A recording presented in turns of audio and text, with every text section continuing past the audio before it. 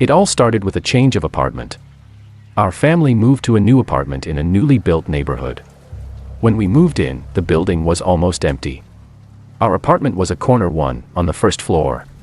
The first 6 months nothing unusual happened. I was only happy about the move. I liked the apartment very much. And it all started with rustling, clanking, etc.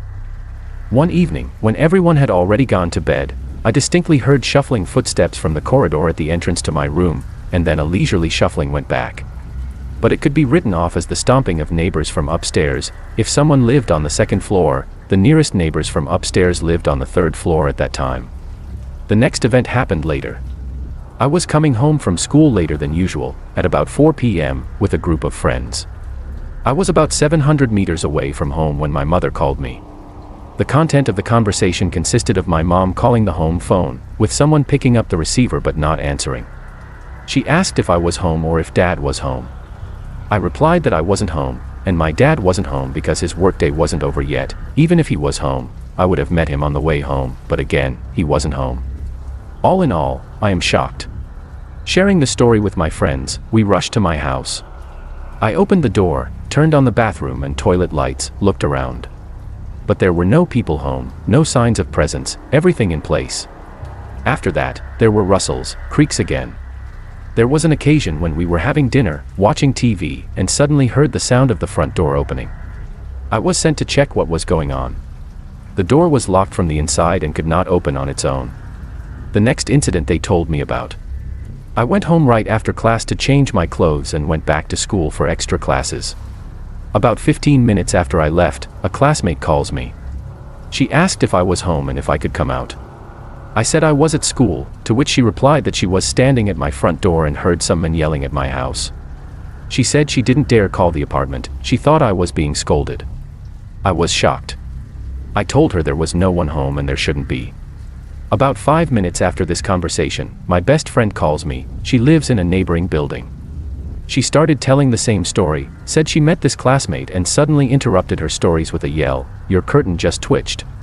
I was completely confused, there was no one home. I suppose it could have been sounds from the neighboring apartments. But our only neighbors on the wall on the first floor are pensioners. Anyway, I ran home, checked everything, everything's fine, everything's in place, there's no screaming. And, by the way, the girls could not describe the sounds they heard except for a man yelling. I didn't get any answers to my questions, what exactly they were yelling, how they were yelling. The apartment became alarming. Rustles, strange drafts. One day, my mother didn't feel well. I asked her how she slept, and she said that she didn't sleep at all, because it seemed to her that someone was looking at her. And the final incident in this story. I had to get up at 5 o'clock. I went to bed around 10 o'clock and fell asleep almost immediately. I slept with my head towards the exit of the room, the door was open. In the middle of the night I woke up abruptly and saw something wrapped from head to toe in something. No face, no arms, no legs, all in some kind of cloth. It was looking into the room, and when I saw it, it floated toward the exit of the apartment. I rushed to the other end of the couch, crawled into a corner, covered with a blanket, and prayed that I would fall asleep sooner. The house was quiet, everyone asleep. The last thing I heard were footsteps, as if someone had walked to the couch and slowly walked away. Before 5, I couldn't fall asleep again. After all that, no rustles frightened me, and I probably don't even notice all the clacking and footsteps.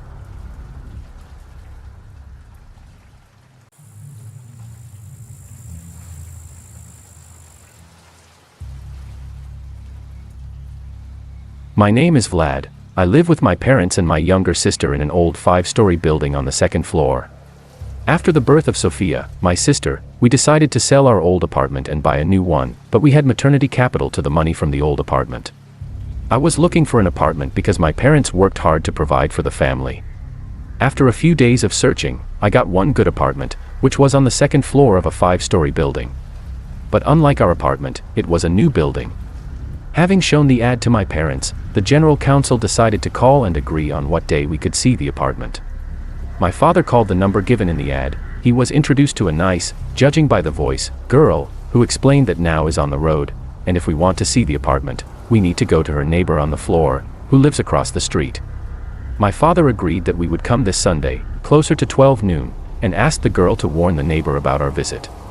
Vika, as this girl introduced herself, said that her neighbor Aunt Tanya would be waiting for us that day. Finally Sunday came, we got up in the morning, had breakfast and gathered my sister, and went to see the apartment. To make it clearer, this apartment was perfect for us in terms of price. It was asked for exactly the amount that we would have from the sale of the old apartment and maternity capital. The apartment itself was in excellent condition, which was surprising for its low price. Having arrived at the address, we saw a fairly new 5-story building. There were no cars in the yard, as Vika, the owner of the apartment, said. Here live mostly pensioners, they have no cars, only sometimes relatives come to visit them. Having gone up to the second floor and ringing the doorbell of Vika's neighbor, we were opened by a nice old lady, who without giving a word to say in a quiet voice asked, "Are you the new tenants of my neighbor? Here are the keys. As soon as you finish the inspection of the apartment, put the keys in my mailbox, I'll take them later," and immediately closed the door in front of us. It seemed strange to me, her quiet and sweet voice sounded too naive, her face was too unnaturally kind. But deciding to put it down to her advanced age, I put these thoughts out of my mind. I want to specify that there were no lights on the floor, and the window, from which light could seep in, was taped up with several thick layers of newspaper. But why? It was the middle of summer now. What was the point of taping the window completely shut in the first place? While I was thinking about it, my parents opened the door and entered the apartment. I followed them and closed the door behind me out of habit. The apartment was pitch black, the light switch didn't work and there was no light in the hallway. Then my parents walked forward, went into the kitchen, as we would find out in a couple of seconds, and turned on the light there. A bright beam of light bulb illuminated the kitchen, part of the hallway. Everything really looked like in the photo, new renovation, new furniture, only apparently something wrong with the wiring, or the bulb burned out when entering the apartment. We immediately saw a straight corridor in front of us.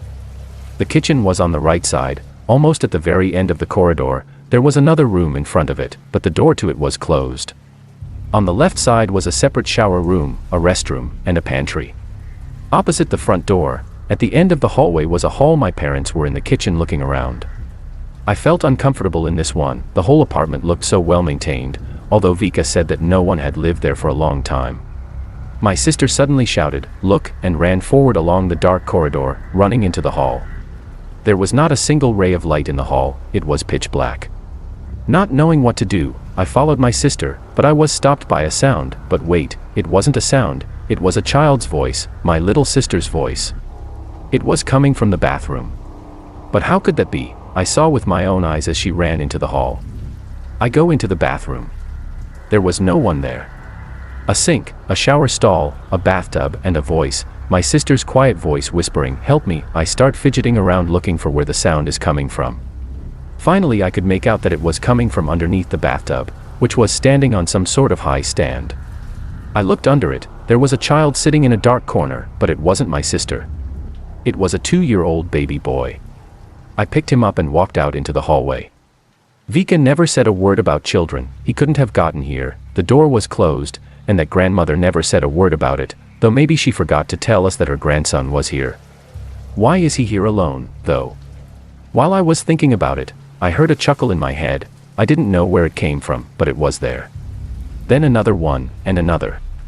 I held the baby so his head was next to mine. I carried the baby away from my breast. Oh my God, another laugh came from this baby, but his mouth didn't open. He was laughing with his mouth closed, and then he opened his mouth. I saw strange teeth that were pointed in some places. His eyes glittered in the darkness that was illuminated by the dim light from the kitchen. The creature asked in a rough, not at all childlike voice, "Have you come to feed me?" It turned its head to the side and bared its sharp teeth in a terrible smile. I started to panic, standing still, but I realized that I had to do something. The creature was not taking any action yet. I decided to take a chance, quickly flew into the bathroom, put the baby there, and jumped out as fast as I could, closing the door behind me. Only 2 thoughts were going through my head. I had to get my sister and parents and get out of here. Turning on the flashlight on my phone, I ran towards the hall to get my sister. Running past the kitchen, I shouted to my parents, "Let's get out of here." They were standing and looking at something in the window. I ran into the hall, lighting up the room with a flashlight. I saw my sister. She was standing there looking at a painting hanging on the wall that depicted some deity. He had the same glint in his eyes and fangs as the child I found. Taking my sister in my arms, I ran to the kitchen. When I got there, my parents were still standing there looking out the window. I shouted at them, saying, "Let's get out of here, quick." but they didn't react.